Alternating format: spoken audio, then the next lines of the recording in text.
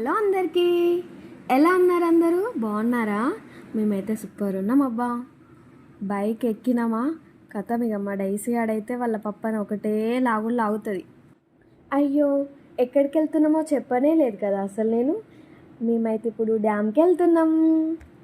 యాక్చువల్గా ఇది Sunday vlog, but దీని మీద అసలు నాకు గుర్తే లేదండి. సరే ఇప్పుడు మ్యాటర్లోకి వద్దాం.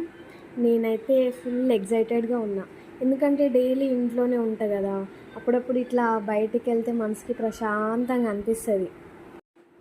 అక్కడికి వెళ్ళాక పైకి వెహికల్స్ అలౌ చేయలేదు, వేరే రూట్ చెప్పారు. ఇంకా చేసేది ఏం లేక ఫాలో అయినాం.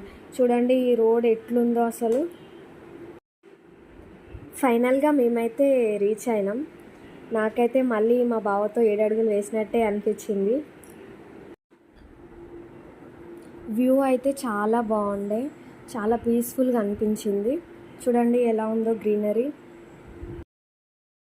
మేమైతే 2 కిలోమీటర్స్ నడుచుకుంటూ పైకి వెళ్ళినాం. తీరా అక్కడికి వెళ్ళి చూస్తే ఒక్క గేట్ కూడా ఓపెన్ చేయలేదండి.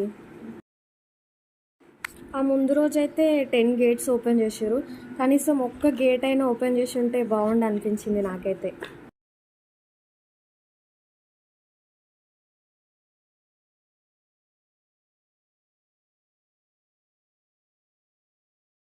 మా క్యూబ్ అయితే మాతో రాలేదు, వచ్చుంటే ఇప్పుడు ఆ బోట్ ఎక్కేదాకా ఆగం చేసి మమ్మల్ని అయితే.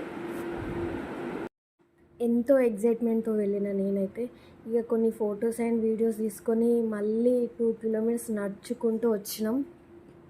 ఇక వీళ్ళిద్దరికైతే ఎక్కడికి వెళ్ళినా ఇదే పని. ఇంటికి వెళ్ళే రూట్లో డిమార్ట్ ఉంటే వెళ్ళినాం, జస్ట్ కొన్ని ఐటమ్స్ తీసుకుందామని వెళ్ళినాం. ఇక అక్కడికి వెళ్ళాక మనం ఊకుంటాం. కొనాలనుకునేవి కాకుండా మన కళ్ళకి ఏది కనిపిస్తుంది, అబ్బా ఇది కావాలి, అబ్బా అది కావాలి అని అన్నీ తీసుకుంటాం. మీరు కూడా ఎవరైనా ఇలా చేస్తారా? కామెంట్ చేయండి.